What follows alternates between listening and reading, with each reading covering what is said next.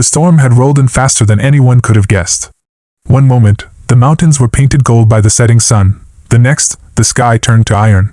Wind howled through the pines, throwing needles and snow in all directions. By nightfall, the trail was gone, swallowed by white. Eli Turner, a lone drifter riding his sorrel mare, could barely see 10 feet ahead.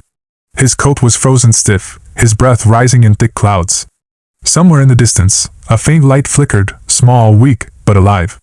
He urged his horse forward, praying it wasn't a mirage. He found the cabin half buried beneath a drift, smoke curling from its chimney. When he knocked, the door opened just enough for a woman's wary eyes to meet his. "Please," he said, his voice rough from the cold. "I need shelter till the storm passes." She hesitated, the wind screaming between them, then stepped aside. "Come in before you freeze," she said. Inside, the fire glowed low, shadows dancing on the log walls.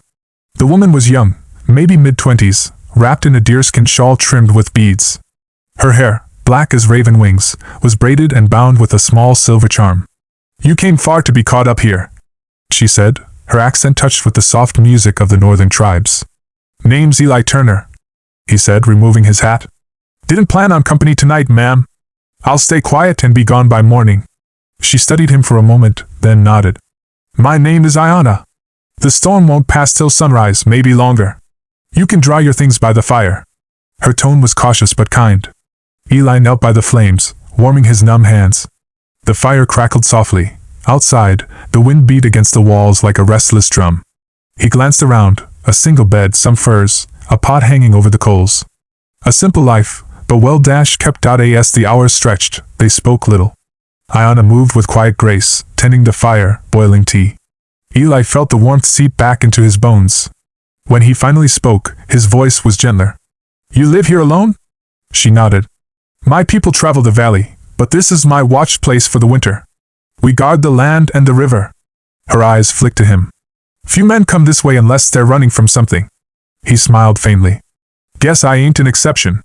She said nothing more, but her gaze lingered, not judging, only searching. When the blizzard thickened, the roof moaned beneath the weight of snow. Ayanna looked toward the door. "It is not safe to sleep apart," she said softly. "The cold can take your breath before morning. You'll stay by the fire. The law of shelter forbids we let another die in the storm." He nodded, pulling his blanket near the hearth. They sat facing the fire, the glow flickering between them like a heartbeat. Hours passed. The wind eased, the flames whispered low, and the silence grew comfortable, almost sacred.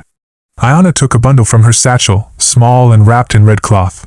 She unwrapped it carefully, a carved wooden token, shaped like 2 interlocked circles. She placed it near the fire and murmured words he couldn't understand, soft, rhythmic, ancient. "What's that?" Eli asked quietly. "It's an oath mark," she said. "When 2 souls share warmth through the night, the spirits see them as bound, unless one speaks against it before dawn." He chuckled lightly, thinking it a legend. "Reckon your spirits got their work cut out for 'em tonight." She didn't smile. "This is sacred law among my people, Eli Turner. Not superstition. To share the fire is to share life." The fire crackled again, louder this time, and for a long moment neither spoke. Outside, the storm softened into quiet snow. Ayanna's face was calm, but there was something ancient in her eyes, something that made Eli feel the world wasn't as simple as he'd believed. He lay back on his bedroll, the warmth of the flames lulling him to sleep. He didn't hear her last whisper to the fire before she slept, words in her tongue that meant, "So be it." When dawn came, the storm was gone. Sunlight fell through the window in soft gold, touching his face. Eli stirred, stretching stiffly. Ayanna was already awake, kneeling by the hearth, her hand resting on the wooden token. She turned toward him, her expression unreadable. "You should know," she said quietly. "By the law of the valley and the witness of the fire, you are bound to me now." Eli blinked, still half asleep. "Bound?" he repeated. Her gaze held his, steady and solemn. "By sacred law," she said. "You shared my fire through the night, and now, by the spirit's eyes, you are my mate." The room seemed to still. Outside, the mountains glittered with new snow, untouched and bright. And somewhere deep inside, Eli knew the world had shifted, not by choice, but by something older and greater than both of them. Eli stared at her for a long heartbeat, unsure if he'd heard her right. The fire popped once, sending a spark into the air.